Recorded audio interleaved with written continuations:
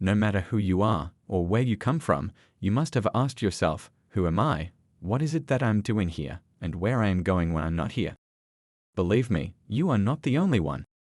The question of who am I has always been mysterious and got a lot of people thinking for past centuries and centuries to come.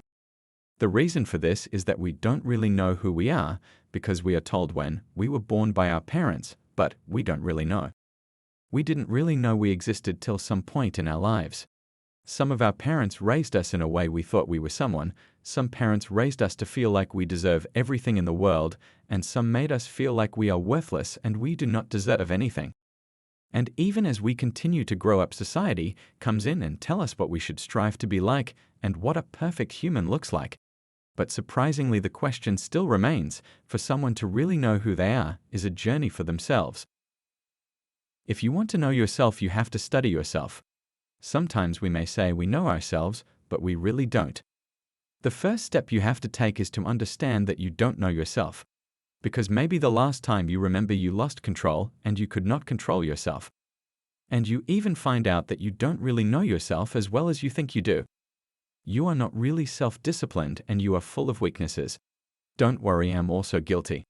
But this is good because we have something to work on. It would be much harder if you didn't discover what your flaws are. This means you are able to accept that you have problems and you are willing to overcome them. You need to study the way you do things, how you talk to people, and how you react emotionally when you are communicating with other people. Does it make you emotionally strong? Does it make you confident in yourself, or does it make you feel weaker? Try to ask yourself where you do think you adopt these negative behaviors.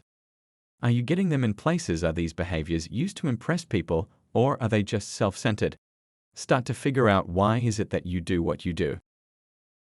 Do you do what you do to impress yourself, or do you do what you do to impress people? Sometimes it might be that you are arrogant and you are proud of who you think you are. And this stops you from moving forward. You need to be able to let go of that arrogance and ego and allow yourself to notice yourself and begin to change your ways. Observe with no emotions as if you don't know who you are. But this is just the beginning. Once you have done that, start to challenge yourself. Challenge yourself not only today, tomorrow, or the days to come. Do it for the years to come.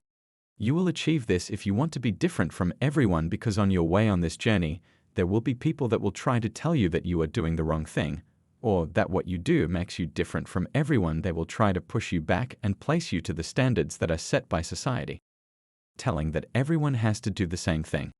These patterns of society don't allow us to reach our full potential. Another way to get to know yourself is to learn how to use your brain. Your brain is the biggest weapon you have. But perhaps by some time in your life, as we talked about before, your brain has been fed with so much negative information that it doesn't do what you want it to do. For your brain to get back into its full positive energy, it needs some time to heal from all that negativity.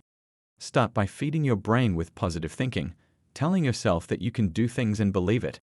It's not like we choose to feed our brains these negative thoughts. It could have been the people that you were around that made you believe in delusional things, like you can't do what you want, or you are not capable of doing things.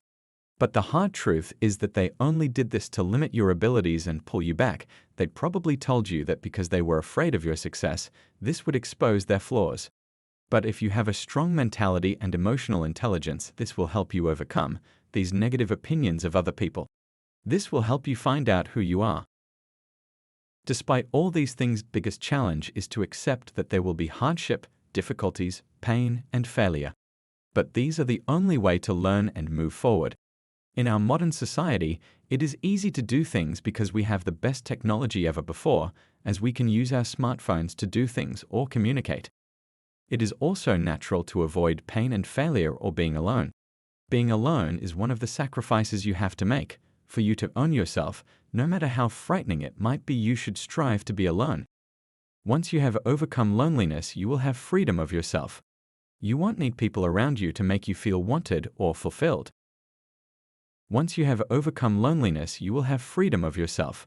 You won't need people around you to make you feel wanted or fulfilled. To be free from yourself means you don't have to live up to anyone's expectations. In other words, you won't let anyone drive you around trying to live up to their standards.